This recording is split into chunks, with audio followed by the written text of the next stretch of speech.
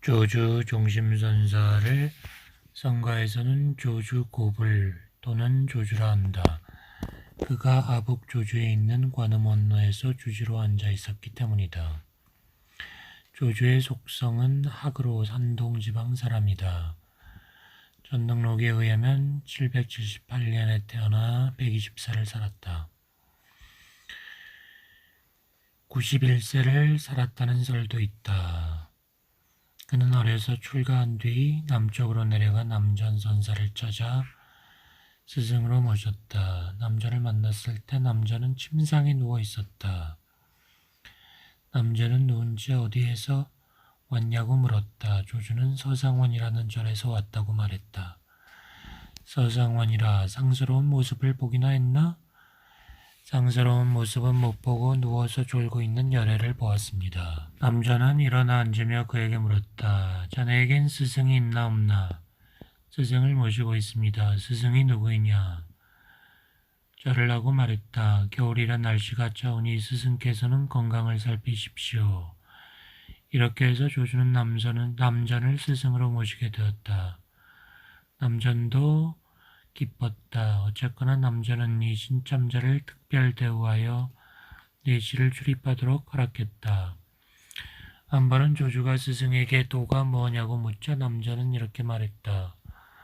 평상심이 도이다. 조주가 물었다. 어떻게 거기에 도달할 수 있습니까? 도달하겠다고 생각하는 순간 빗나간 것이다. 하겠다는 생각을 버린다면 어떻게 도를 할 수 있겠습니까? 도라는 것은 알고 모르고에 달린 문제가 아니다. 안다고 해봐야 어리석은 생각에 지나지 않고 모른다는 것은 단순히 혼란일 뿐이다. 네가 의심 없이 도를 깨쳐 안다면 너의 눈은 하늘처럼 한계와 장애물에서 벗어날 것이다. 이 말을 듣고 조주는 깨쳤다. 하루는 조주가 남전에게 물었다. 유를 깨달은 사람은 어디로 가야 합니까? 산에서 내려가 아랫마을 한 마리 소가 되어야 한다. 조주는 철저히 깨닫게 해주어 감사하다고 말했다. 그러자 남전이 말했다. 어젯밤 삼경에 달이 창문으로 비치었도다. 위의 두 대화는 중요한 가치를 지닌다. 조주의 정신과 깨달음의 기초가 거기 있다. 오랜 종교생활에 걸친 조주의 언행을 이해하는 데 열쇠가 된다. 첫째 대화에서 남자는 선의 핵심 중의 하나인 평상심이 도라는 말로 서두를 장식한다.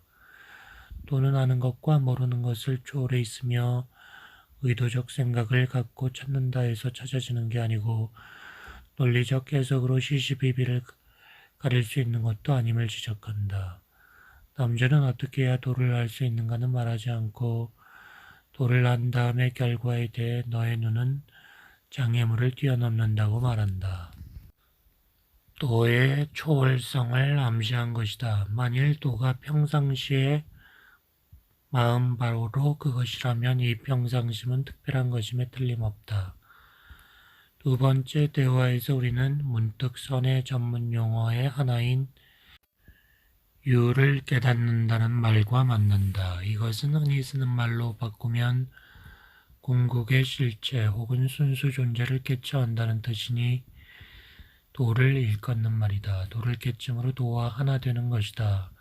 도란 어디에도 없으면서 가는 곳마다 있기 때문에 조주는 도와 하나가 된 뒤에 어디로 가야 하느냐고 묻는다. 그러나 도가 어디에나 내재하고 있음을 표현하고자 남자는 그런 사람은 소가 되어야 한다고 말한다. 장자가 도가 저기에 있다면서 똥더미를 가리킨 것과 같다. 남자는 운이 좋았다.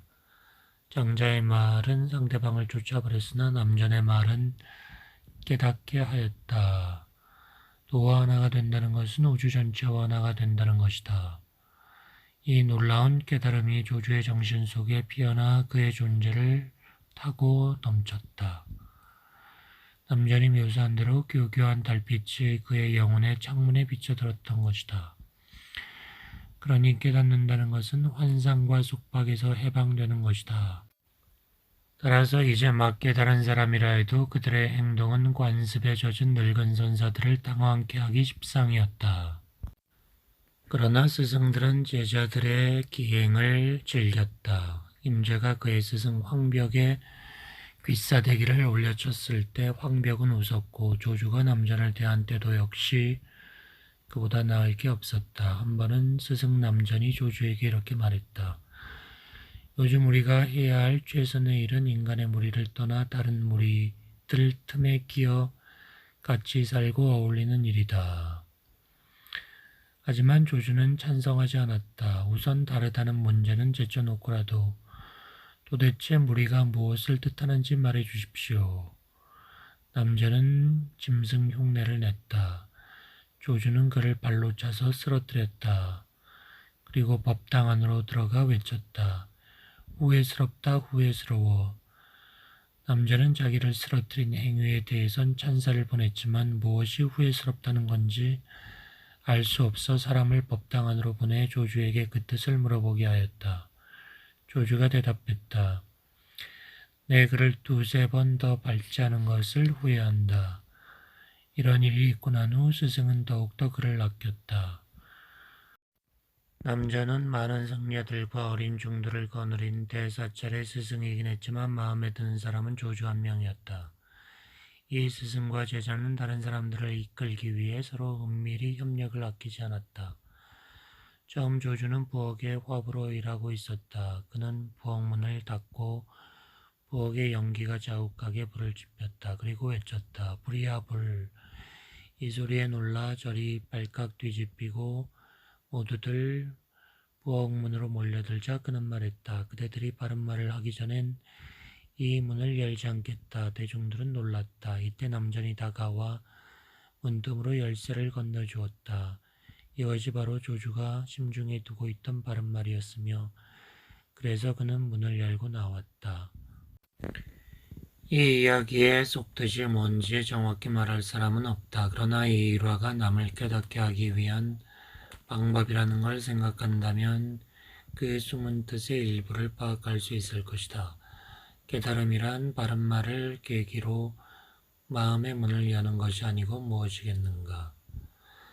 아울러 바른 말이라 해서 반드시 말일 필요는 없다.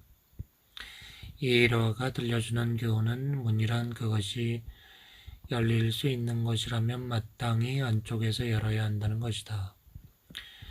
결국 이야기를 가만 살펴보면 화부는 열쇠가 없이도 혼자서 문을 열고 나올 수 있었다. 스승이 문틈으로 열쇠를 건너주기는 했지만 문을 여는데 실질적 도움을 준 거라고는 없다. 스승의 행동은 마음의 소리에 대한 메아리에 지나지 않는다. 역대 선사들이 수많은 제자를 깨달음으로 인도하는 데 많은 역할을 했지만 자기 공로를 자랑하지 않는 이유가 여기에 있다.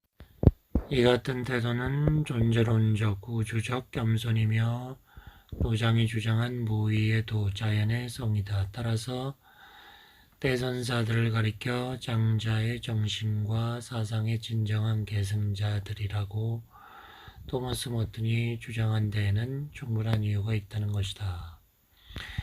다른 하나의 일화에서도 우리는 조주가 자신의 스승과 죽이 잘 맞았음을 보게 된다. 한 번은 절의 동쪽, 서쪽에 따로 거처하는 승려들이 고양이 한 마리를 놓고 서로 갖기 위해 말다툼을 벌였다. 남전이 이 광경을 보고 고양이를 잡고 그들에게 말했다. 너희들 중 누구든지 바른 말 한마디를 하면 이 고양이를 살려주고 그렇지 않으면 죽여버리겠다. 대중들이 대답을 못하자 그는 칼로 고양이를 두동강 내었다. 밖에 나가고 없던 조주가 저녁 나절에 돌아오자 스승은 그에게 사건의 전말을 들려주었다. 말을 듣고 나서 조주는 대꾸하지 않고 신발을 벗어 머리 위에 이고 밖으로 걸어갔다. 스승이 말했다. 그때 만일 자네가 그곳에 있었더라면 고양이를 살려주었을 텐데. 이것은 가장 흔히 거론되는 선의 공안들 중 하나이다. 왜 남자는 고양이를 죽였을까? 뭘 가르치려 했을까? 조주가 신발을 머리에 얹고 걸은 것은 무슨 뜻인가? 이 모든 물음에 대한 간단한 대답은 선이란 일상의식과 관념을 초월해 있기 때문에 언어로는 표현될 수 없다는 것이다. 이런 물음들에 대해서 논리적 해답이 있을 수 없다 해도 우리는 두 선사가 그렇게 행동할 수밖에 없었던 심리적 정신적 동기는 알아차릴 수 있다. 비록 남전의 행동은 충격적이었지만 본래 의도는 승려들의 고양이에 대한 집착에 충격을 가하려는 데 있었다. 남전도 저들 출가 승려들이 고양이 한 마리에 집착하는 것을 보고 충격을 받았을 것이다. 진정한 구도자는 먼저 모든 집착을 단칼에 끊어버려야 한다. 남전이 사용한 방법이 그런 상황에서 최선의 것이었는가는 모르겠지만 어쨌든 제자들에게 정신적 해방에 있어 교훈을 주었다는 점은 의심할 여지가 없다. 조주가 신발을 머리에 얹고 밖으로 걸어나간 행동도 아주 어정쩡한 짓으로 보이지만 조주는 구도자들에게 진리의 세계에서는 이 세상의 가치가 뒤바뀌어 있으며 세속인들이 아귀다툼을 하는 것은 애초에 존재하지도 않는다는 사실을 일깨워주기 위해 그런 행동을 했음직하다. 그의 우스꽝스러운 거동은 흥분한 스승의 신경을 누그러뜨리는 데 기여를 했을 것이다. 깨달은 사람일지라도 정서적 생활이 필요한 것이다. 조주의 행동은 이런 뜻이었으리라. 스승님, 화를 푸시고 쉬십시오. 깨달음에 이른 후에도 조주는 가르침을 받기 위해서라기보다는 서로 법담을 나누기 위해 여러 해 동안 각 지방을 여행하며 선사들을 방문했다. 그는 자연을 즐겼으며 이리저리 돌아다닐 때가 마음이 편했다. 친구들이 그에게 이제는 절을 세우고 정착하라고 했지만 그는 그럴 마음이 없었다. 한 번은 수유를 방문하였더니 그가 이렇게 말했다. 스님만한 연세면 이제 정착해 가르침을 베풀어야죠. 내가 정착할 곳이 어딘가. 그만큼이나 나이를 잡수셨으면서도 상주처도 모르십니까? 여기서 주유가 말하는 상주처란 참사람을 가리킨다. 참사람은 스스로가 자신의 거주지라는 분명한 진리를 말하고 있는 것이다. 내 30년 동안 말을 타고 자유롭게 천하를 일함하였건만 오늘 처음으로 당나귀한테 한 대 채였도다. 그 뒤 조주가 오대산에 있는 청량사로 떠나려 하는데 어느 유식한 중이 다음과 같은 시를 지었다. 청산치고 도량 아닌 곳 없건만 굿되어 지팡이 짚고 청량사를 쳤다니 구름 속에 황금털 사자가 나타난다 해도 바로 보면 길조가 아닐 텐데. 어쨌거나 조주는 여행할 마음을 바꾸지 않았다. 대신 그 시에 대해서 이렇게 되물었다. 바로 본다는 건 대체 무엇인가? 그러자 그 중은 말이 막혔다. 그는 조주가 지팡이와 함께 바로 보는 눈을 지니고 다닌다는 사실을 알았어야 했다. 80세 가까이 이르러서야 조주는 조주의 동쪽 교회에 있는 관음원의 자리를 정했다. 그의 평소 생활은 대단히 금욕적이었다고 한다. 권세 있는 어느 왕공이 그를 방문했는데 그는 자리에서 일어나지도 않고 이렇게 물었다. 왕공께서는 이해하시겠소? 아직 못했습니다. 나는 어려서부터 금식을 해왔기 때문에 이렇게 늙고 보니 손님이 와도 자리에서 일어날 기력이 없소. 이 말에 왕공은 모욕을 느끼긴커녕 존경을 더했다. 이튿날 왕공은 휘하의 부하를 통해 어제 일을 감사한다는 전가를 보냈다. 부하가 도착하자 조주는 자리에서 일어나 그를 정중히 맞았다. 중이 물었다. 어저께 왕공이 왔을 때는 일어나지 않더니 오늘은 부하가 왔는데 일어났으니 무슨 예절입니까? 그것은 네가 이해를 못한 것이다. 1급 방문객이 오면 앉은 채 영접하고 보통 사람이 오면 일어나 맞이한다. 두말할 필요 없이 여기서 그는 사회적 신분에 따른 예절법을 말하는 것이 아니다. 조주 고불이라는 칭호는 선사 설봉이 지은 것이다. 어느 날 남방에서 조주를 만나러 온 중하나가 설봉과 그의 제자에게 있었던 대화를 조주에게 전해주었다. 제자가 물었다. 고담 한천, 옛 연못에서 솟아나는 차가운 샘이란 어떤 것입니까? 설봉이 대답했다. 네가 들여다보더라도 바닥을 볼 순 없다. 제자가 물었다. 물을 마시려는 사람에게는 어떠하겠습니까? 입으로 마시는 게 아니다. 이야기가 여기에 이르자 조주는 우스갯소리를 냈다. 입으로 마시지 않으면 코로 마시나? 이 말에 중이 물었다. 그러면 스님께서는 고담 한천에 대해 뭐라고 말씀하시겠습니까? 물맛이 아주 쓰다. 물을 마시는 사람에겐요. 죽지. 설봉은 나중에 이 대화 내용을 전해 듣고 나서 찬사를 거듭했다. 고불인데 정말 고불이야. 물맛이 쓰다는 것은 도를 닦으려면 세상사와 자기 자신에 대해 망각할 정도로 자기 부정을 해야 한다는 뜻이다. 철저히 죽어야 산다. 위의 대화는 조주의 생명력 넘치는 정신을 드러낸다. 어떤 유학자가 조주를 찾아왔다. 그의 지혜에 감명받은 손님이 감탄했다. 스님께서는 과연 고불이십니다. 그대야말로 신열애이시오. 이 말은 찬사를 받은 데 대한 담례임은 말할 필요도 없지만 그 이상의 뜻이 담겨 있다. 고불이라는 말을 미묘하게 바꾼 것이다. 어느 날 아침 조주는 손님들을 맞이한 자리에서 한 사람에게 물었다. 전에 여기 와본 적이 있는가? 있습니다. 그럼 차나 한 잔 들고 가게. 다른 사람에게도 물었다. 와본 일이 있는가? 아닙니다. 이번이 처음입니다. 그럼 차나 한 잔 들고 가게. 이를 지켜보던 원주가 물었다. 전에 와본 적이 있다는 사람에게도 차 한 잔을 권하고 와본 적이 없다는 사람에게도 차 한 잔을 권하니 무슨 뜻입니까? 조주가 불렀다. 이복의 원주, 예, 차나 한 잔 들고 가게. 이 세 사람의 경우 차를 마시는 행위는 같지만 차를 마시는 제각기의 경우에 있어서는 누가 차를 마시느냐 하는 질문에 부딪히게 된다. 한 번은 초심자 한 사람이 조주에게 물었다. 저는 여기 온 지 얼마 되지 않습니다. 스님께서 지도해 주십시오. 아침은 먹었나? 예, 스승님.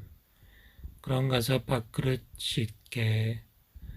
스승의 이 말에 제자는 깨달았다. 장자와 마찬가지로 조주 역시 우주적 민주주의자라 부를 만하다. 어느 여름나절 조주는 충실한 제자 문헌과 함께 방 안에 있었다. 이 장난기 많은 노인네의 머리에 생각이 하나 떠올랐다. 문헌아, 우리 한번 누가 자기 자신을 가장 천한 것에 비유할 수 있나 내기해보자. 이긴 사람이 진 사람에게 떡을 사주기로 약속했다. 스승이 먼저 시작하겠다고 하자 문헌은 응했다. 조주가 말했다. 나는 당나귀다. 저는 당나귀 볼기짝입니다. 나는 당나귀 똥이다. 저는 똥 속의 벌레입니다. 조주는 말문이 막혔다. 그래서 문헌에게 물었다. 너는 그 똥무더기 속에서 뭐하고 있나? 피서 중입니다. 조주는 두 손을 들었다. 네가 이겼다. 그러면서 떡을 사내라고 했다. 이 일은 여러 방면에 능한 조주가 스스로 졌다고 인정한 유일한 기록이다. 하지만 내 생각엔 이 노인네가 여름나절 출출했기 때문에 일부러 진 게 아닌가 싶다. 나는 성현들이 어째서 이렇게 귀에 거슬리는 똥 같은 대상을 들어 이야기하는지 의아하게 생각하고는 했다. 장자는 도가 똥무더기 속에 있다고 했다. 순수한 사람에겐 모든 것이 순수하게 생각되지만 순수하지 못한 사람에게는 더럽게 생각된다. 어느 날 아침 한 비구니가 찾아와 조주에게 근본적 이치인 비밀 중의 비밀을 말해달라 청했다. 이에 고불은 비구니의 어깨를 건드렸다. 그는 가장 근본적 이치가 그녀 자신 속에 내재함을 보여주었던 것이다. 그러나 비구니는 놀라서 외쳤다. 아니, 스님에게 아직도 이런 속물근성이 있단 말입니까? 조주가 말했다. 비구니여, 속물근성은 그대가 갖고 있네. 이러한 재치 있는 대답은 바로 폐부 깊숙한 곳에서 우러나온 것이다. 조주에 의하면 진리란 형식적인 교리나 격언에 있지 않다. 제자가 말했다. 조주의 선방에서 가장 귀히 여기는 격언 한 구절을 말씀해 주십시오. 여긴 한 귀절은커녕 반 귀절도 없네. 스님께서 스승으로 계신데 어찌 그럴 수 있습니까? 이 늙은 중은 결코 격언이 아니네. 예능의 진정한 계승자인 조주는 참본심을 강조했다. 그에게 참본성이란 도 또는 진리의 다른 이름이다. 그는 일찍이 유명한 설법에서 이렇게 밝혔다. 천만 사람이 다 부처를 찾아 헤매지만 단 한 사람도 진정한 도인이 아니다. 세계가 있기 전에 참 본성이 있었다. 세계가 없어진 뒤에도 참 본성은 없어지지 않는다. 그대들이 이 늙은 종을 만나보았다 해서 그대들이 갑자기 깨닫는 게 아니다. 그대들 스스로가 주인공이다. 바깥에서 다른 일을 찾을 필요가 어디 있는가. 내가 듣기 싫어하는 말이 있는데 그것은 깨달음이라는 말이다. 조주에게 있어서는 마조나 남정과 마찬가지로 도나 진리라고 하는 것은 마음도 아니고 부처도 아니며 물건도 아니다. 그것은 시공을 초월하며 동시에 세상 만가지 사물 속에 편재한다. 이러한 형이상학을 배경으로 할 때에만 우리는 그의 수수께끼 같은 말들을 이해할 수 있다. 한중이 물었다. 달마 조사께서 오신 뜻이 무엇입니까? 뜰 앞에 잣나무니라. 조주의 대답에 그 중은 질문에는 상관없는 엉뚱한 물건을 들춘다고 항의했다. 그러나 조주가 말했다. 아니지, 난 단순히 물건을 가리킨 게 아니야. 그러자 중은 같은 질문을 반복했다. 달마 조사께서 오신 뜻이 무엇입니까? 조주 역시 같은 대답을 했다. 뜰 앞에 잣나무다.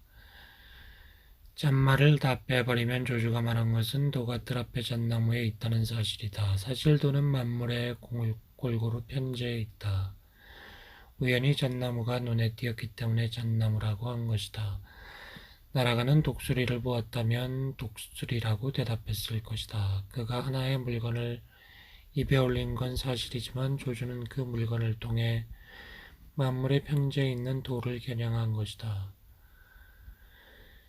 그 중에 마음이 대상에 집착하여 거기서 벗어나지 못했기 때문에 이를 깨우쳐 주려고 한 말이었다. 도에 관한 조주의 견해는 노자장자의 관점과 일치한다. 그가 고의적으로 그들을 추종했기 때문이 아니라 그의 개처한 바가 그들과 비슷한 방식으로 표현되었기 때문이다. 삼조 승찬의 견해는 전적으로 동의하지는 않았다. 자별하고 선택하는 마음만 버리면 도 자체에 어려울 게 없다. 좋고 나쁨을 떠나면 도는 밝은 대낮처럼 뚜렷하다. 조주는 이 시에 나타난 도에 대한 견해에 대해 다른 의견을 제기했다. 그대들은 단 한마디라도 도에 대해 말을 꺼낸다면 그 순간 이미 차별하고 선택하는 분별심을 나타낸 것이다. 나로서는 도에 대해 분명하지 않다. 나는 다만 그대들이 이 도를 마음속 깊이 순수하게 간직하고 있는지의 여부만을 알기 원한다. 그때 한 제자가 물었다. 스승께서 이미 도에 대해 분명하지 않으시면서 저희들은 무엇을 품어 순수히 간직하라는 것입니까? 그대들의 의문을 실제 체험을 통해 풀도록 하라. 이에 모두 절을 하고 해산했다. 이 경우 질문을 한 그 제자는 초심자는 아니었던 것 같다. 그 제자는 어쩌면 노자가 아래의 도덕경 귀절에서 밝힌 것처럼 스승도 자신의 철학적 관점을 표현해 주길 원했던 게 아니었을까? 자신이 모른다는 것을 아는 것이 최상의 지혜요. 알지 못하면서도 안다고 여기는 것이 가장 큰 병이다. 그러나 조주는 관역 한가운데를 맞추는 것보다 비껴 맞추는 비상한 재주를 갖고 있었다. 마조선사가 석도선사의 길은 미끄럽다고 했을 때 그 말은 속도에 대한 찬사였던 것이다. 그러나 조주처럼 미끄러운 사람이 또 있을까? 제자가 물었다. 만법귀린 때 일귀하처. 조주가 말했다. 내가 청주에 살 때 무명옷을 지었는데 마칠근이었다. 이 얼마나 어정쩡한 대답인가. 우주에서 일어나는 모든 사건들은 그것이 개인적인 것이라 해도 하나로 돌아가며 그 하나와 떨어질 수 없다는 뜻이다. 무수히 많은 개별적인 사건들 가운데 어느 하나도 이 하나와 손잡고 있지 않은 것은 없다. 그러면 조주는 하나와 도를 동일시했는가? 그렇지는 않다. 그렇다면 또 그 자체가 상대적인 것으로 파악된 셈이다. 그의 견해로는 도는 하나와 여럿을 초월하는 것이다. 남전의 이른바 도는 사물 밖에 있는 것이 아니니 사물을 떠나서는 도가 없다. 도불 이물, 이물 비도는 유명한 구절을 인용하면서 그는 이렇게 물었다. 그럼 초월적인 도는 어떻게 되는 겁니까? 그러자 남자는 멍둥이로 그를 쳤다. 이에 조주는 멍둥이를 붙잡고 말했다. 이후부터는 엉뚱한 사람을 때리지 않도록 조심하십시오. 이렇게 해서 조주는 남전으로부터 깊은 찬사를 받았다. 용과 뱀을 구별하기는 쉽지만 참된 중을 속이기는 어렵구나. 도는 하나와 여럿을 초월할 뿐 아니라 있음과 없음, 현상과 본체를 초월한다. 조주는 자신이 깨달은 도의 초월성을 바탕으로 상황에 따라 용어를 바꾸는 데 능하였다. 하루는 제자가 물었다. 개에게도 불성이 있습니까? 무라는 말은 없다는 뜻이다. 그런데 개에게 불성이 없다는 얘기는 불교의 교리에 어긋난다. 제자가 다시 물었다. 세상 만가지 사물, 즉 위로는 부처부터 아래로는 개미 새끼에 이르기까지 모두 불성을 가지고 있다는데 어째서 개에게 불성이 없다고 하는 겁니까? 전생의 업 때문이지. 다른 기회에 똑같은 질문을 받았다. 개에게도 불성이 있습니까? 불성이 있다면 어째서 개로 태어났습니까? 잘난 체 했기 때문이지. 조주는 똑같은 질문을 여러 차례 받았지만 똑같은 대답을 한 적은 없다.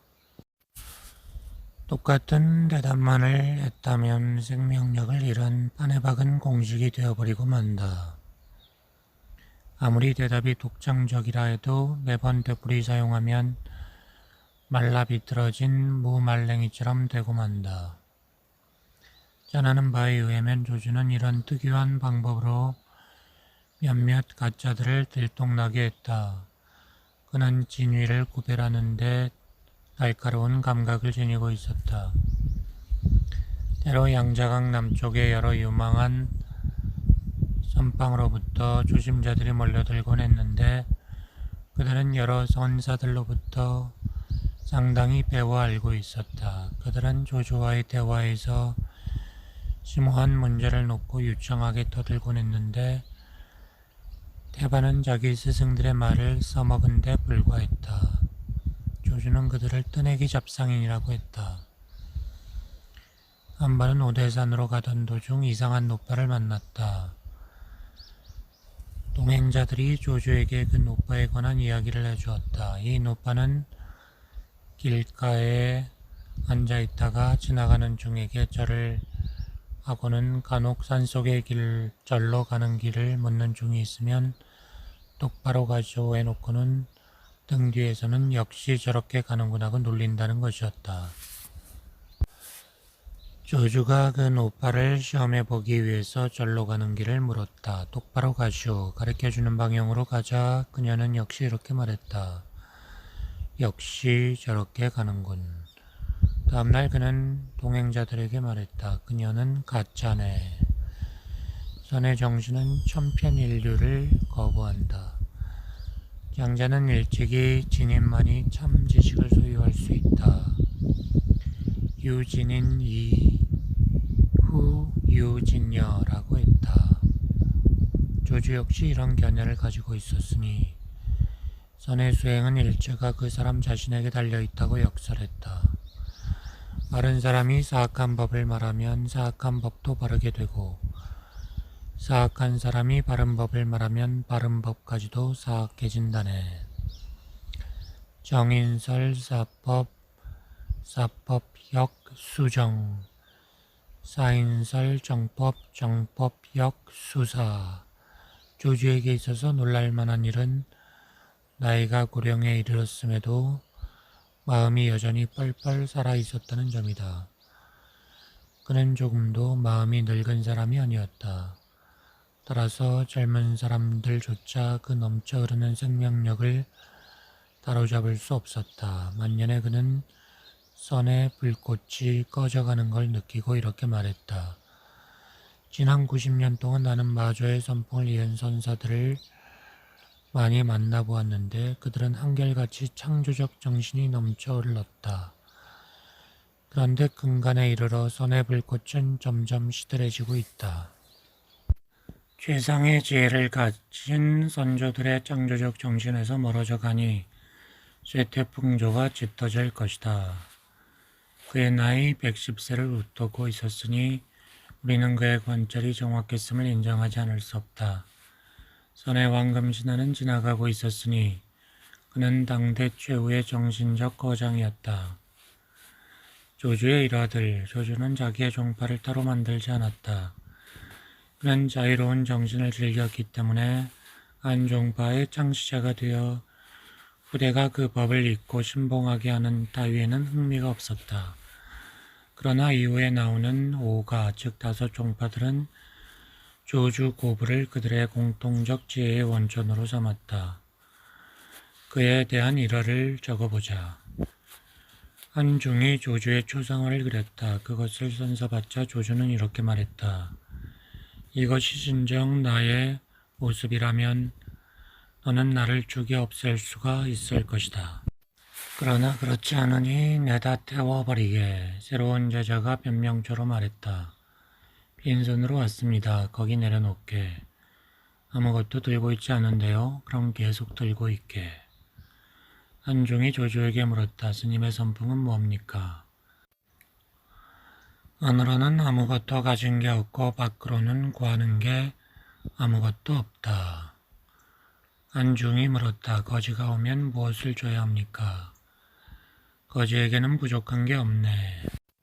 우주 만물과 버타지 않는 사람은 누구입니까? 그는 사람이 아니다. 부처는 어떤 분입니까? 너는 누구냐? 제자 한 사람이 죽어 장사 지냈는데 조주도 장래 행렬에 기어가면서 이렇게 말했다. 수많은 죽은 사람이 하나의 산 사람을 따라가는군. 2명의 대선사가 집적거리며 다리를 잡아당기는 모양을 구경하는 것보다 재미있는 일이 없다. 조주가 대자선사를 방문해 이렇게 물었다. 무엇이 반야 지혜의 본체요? 글쎄, 반야의 본체가 뭘까? 순간 조주거불이 당한 꼴이 되고 말았다. 실없는 질문을 던진 셈이 되었기 때문이다. 조주는 웃음을 터뜨리며 나갔다. 이튿날 아침 조주가 마당을 쓸고 있는데 대자가 지나가다가 조주를 보자 그를 놀렸다. 반야의 본체가 뭘까? 조주는 빗자루를 떨어뜨리고 어떨 웃음을 웃었다. 선의 근본이체를 들려달라고 한중이 졸랐다. 그러자 조주는 이렇게 말했다. 난 지금 오줌이 급해. 생각해보게나 이러한 사소한 일조차도 내 자신이 직접 하는데. 한중이 물었다. 조주는 어떻습니까? 는 조주라는 지방에 대해 물은 것이 아니고 조주선사의 선풍이 어떠냐고 물은 것이다. 그러나 조주는 이렇게 말했다. 동문, 서문, 남문, 북문이 있지. 그에서는 열린 성문과 같다는 것이다. 그것은 어떤 때는 열리고 어떤 때는 닫힌다. 닫혀 있을 때는 어떤 힘으로도 열 수가 없다. 이것이 조주의 선의 비밀이다.